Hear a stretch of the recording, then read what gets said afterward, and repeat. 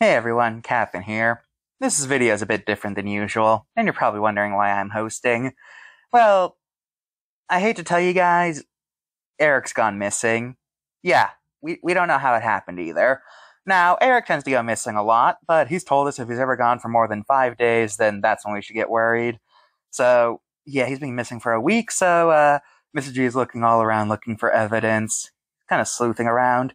And I decided, well, he's gone, maybe I can make a video I want to make for once in a while, you know? Like, do we only have to ever talk about animals or dinosaurs or monsters, you know? Why can't I talk about what I want to talk about, you know? So that's what I'm doing. I decided to just go for it. Hope he doesn't kill me for doing this, but whatever. Making movies is tough. A lot of people have ideas going into it, and oftentimes not every idea that you come up with can make it in. And I think the best kind of scrapped content, or at least the most fascinating for me, is scrapped characters. Just the idea that you come up with a character, you completely conceptualize them, and then they can just be written out of a story. That's very interesting if you ask me. I can't imagine what it would be like to be a scrapped character. I'll tell you what it's like, it sucks. Anyway, that's what I wanted to highlight today. The times that Disney had to remove characters from their films. Why Disney? Well, because I said so. Whether they be original characters or characters from the source that didn't make the jump to the big screen, I'll be highlighting guys like that, the role they would have played, why they were cut, all that. I'll even throw in Pixar too at no extra cost. Just for you, because I like you. Not like that though, because, forget it. Oh, but before we begin, I will not be talking about early versions of characters from the film unless they were drastically different. Also, we'll be going through this in film order. The first Disney film to have any notable cut characters is Fantasia. Well, this one's a bit different, and you probably saw the warning at the beginning. Yeah, this is what that was for. This is a character who was in the film initially, but later re-releases removed her. This is the centaur Sunflower. A centaur with very exaggerated, stereotypically black features who was a servant to the other centaurs. Ugh. Anyways, from every print from the 60s onward, she's been edited out of the film for very obvious reasons. Next up, Alice in Wonderland, which has the famous trio of scrapped characters, the Jabberwock and the Mock Turtle with Griffin. In the book, Alice meets the Mock Turtle and Griffin under orders of the Queen of Hearts, where they do their usual Wonderland thing of discussing nonsensical things, having a poem, and then Alice moves on to the next character. These two didn't make the final cut of the Disney film, but notably, they appeared in a series of commercials Disney made for Jell-O. So that's an interesting thing to note. As for the Jabberwock, he was going to make an appearance in the film, as when Alice first encounters the Cheshire Cat, he's reciting the opening stanzas of the poem. This was going to lead directly into an encounter with the creature. Based on art, it seems like they toyed with two possible versions. One was a scary, menacing version, while the other was a more comedic take on the dragon. But he was scrapped from the final film, with it being thought that he was deemed too scary for the film. But he did appear in that live-action film Tim Burton made for them. You remember that? That weird war movie? Whatever. Next up, The Jungle Book. We got two characters to highlight. One who's a scrapped book character, and the other is a scrapped original character. Tabaki the Jackal is the most notable character from the books who didn't make the jump to the Disney film. In the books, Tabaki was one of the only animals who tolerated Shere Khan, and acted as a spy for him.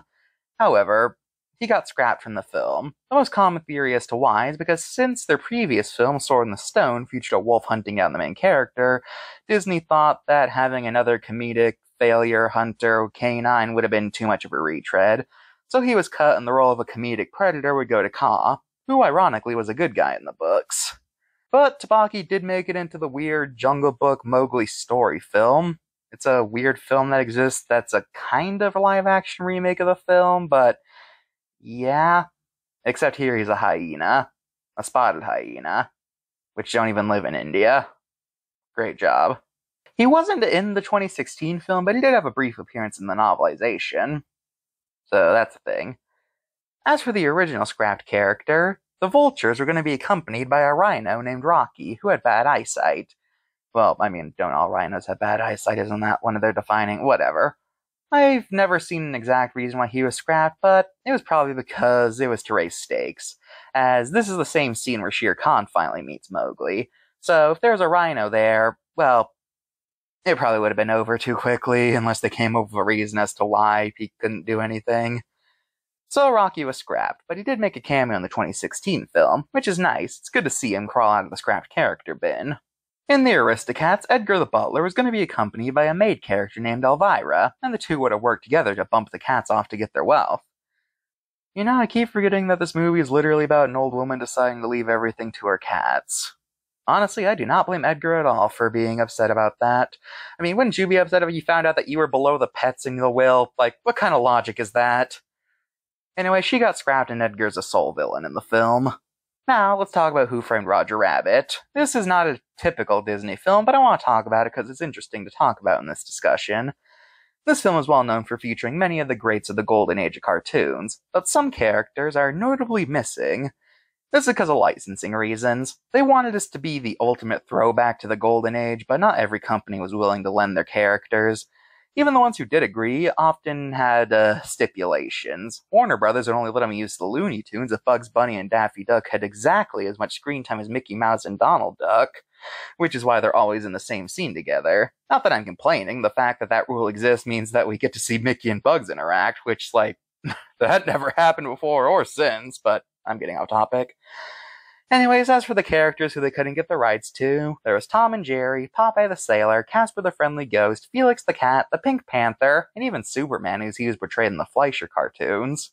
However, the studios who owned the rights to them said no for one reason or another. Although Felix did make it into the film as his head doing the comedy tragedy pose appears on the tunnel leading to Toontown, but he didn't make any physical appearance in the film. In Beauty and the Beast, there was supposed to be a music box character. His music soothed the Beast, and when Belle was sent back home, he was going to be the one who stowed away on her. However, he got replaced in the final film by Chip due to the fact that the filmmakers were impressed by how his voice actor nailed what was planned to be his only line, so he was upgraded to a major character, and the music box's role was scrapped. He only made a small cameo in the final film. So, yeah. Gonna be a big player, but he became a small player. Get it? Player, because music box and whatever. In Aladdin, Aladdin's mother was supposed to be alive, and a prime motive for the titular character is to do something that would make her proud of him.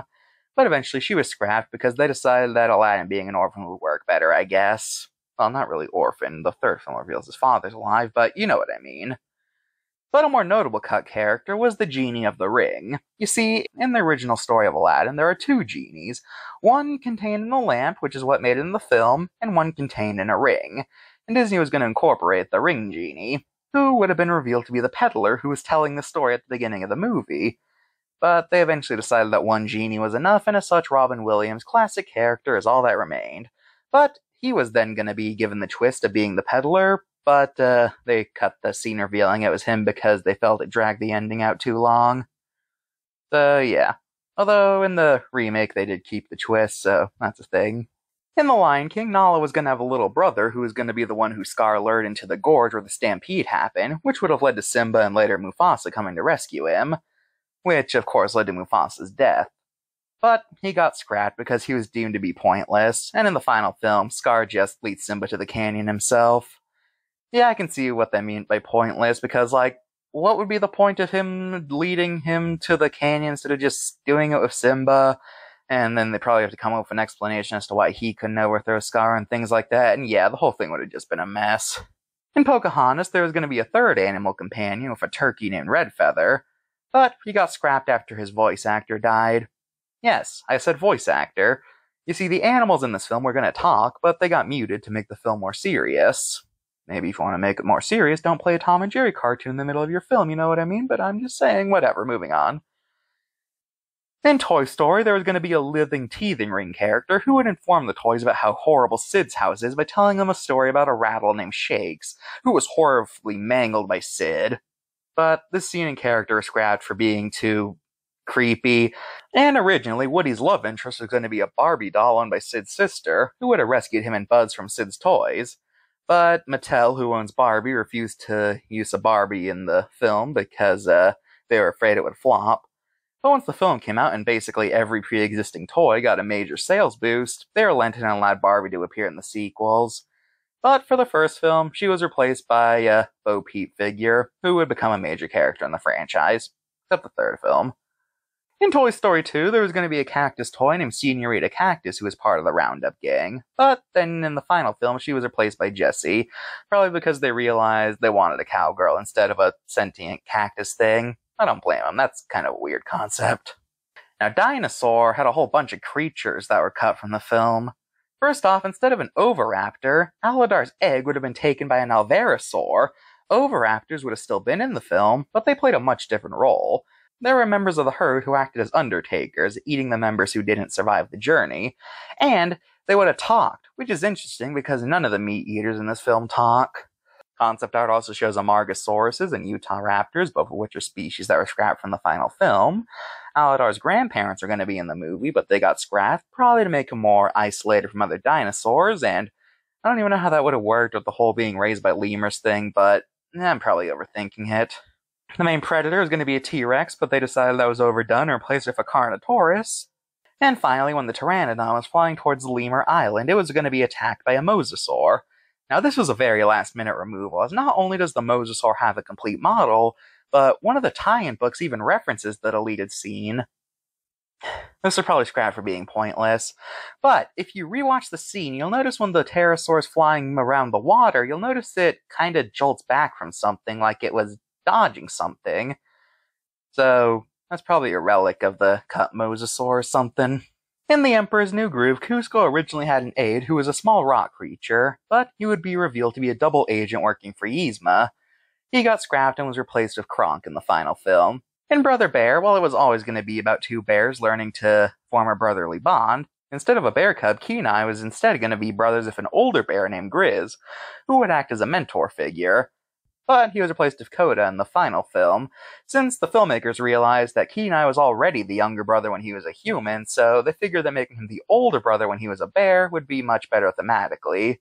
So Grizz was cut and replaced by a bear cub. Next up, The Incredibles. Originally, the main villain of this film was a guy named Zarek. Syndrome was still going to be in the film, but he was going to be one of those villains who appears at the beginning of superhero stories only to get disposed of quickly to show how powerful the heroes are. Yeah, he was going to be one of those guys. But the team ended up liking him a lot more than Zarek, so they upgraded him to the main villain while scrapping Zarek, though he would appear as the villain in the comics. The next character is weird because they are technically in the final film, but they're not seen, so I think he counts. And this is still sticking with The Incredibles. This is Snug. Originally, he had a role flying the Incredibles family to Syndrome's Island to rescue Mr. Incredible, but when the plane got shot down, Snug would have died in the explosion. He was mainly cut because they realized that it was pretty hard to make audiences care that he died, since they realized, wait, we just introduced a character and then he died. Like, who's gonna actually get upset about that? So they cut him because they couldn't figure out how to make his death mean something. And he's in the final film, he's only heard on the phone and seen in a photograph, while Helen just flies the plane herself. In Wreck-It Ralph, much like Who Framed Roger Rabbit, there are characters who were planned to appear but got scrapped for legal reasons. Famously, there was Mario, who is noticeably absent from the final film despite Bowser being here. This is because they couldn't find a place for him. He was too famous for a background appearance, but at the same time, they couldn't think of a way for him to appear that wouldn't be super jarring. So his cameo was scrapped, and there was even a rumor for a while that it was because Nintendo asked too much money. But that's not true. Like I said, they just couldn't find a place for him. They did say he was going to be in the sequel, but then unfortunately Universal bought the film rights to Mario, so Disney couldn't use him, or Bowser. Another scrap cameo is Dr. Wily from Mega Man, who is to be a member of the bad guy group, but legal issues stopped that. Next up, Inside Out, which has probably one of the most famous scrap Disney characters, and that was the film's supposed to be antagonist, Gloom. After Joy and Sadness were thrown out of headquarters, Gloom would have manifested, where he would have been responsible for most of the bad things to happen in the film. But he was scrapped because they felt that personifying depression and portraying it as something that can just be defeated came off as insulting to people with depression. So he was removed, which notably left the film without an antagonist. And there were plans for a lot more emotions in general, 27 in fact, but they whittled them down to 6 eventually. Yeah, 6. Originally, there were 6 emotions, as one emotional model that Pixar referenced said there are 6 main emotions, and everything else is just an offshoot of one of those 6.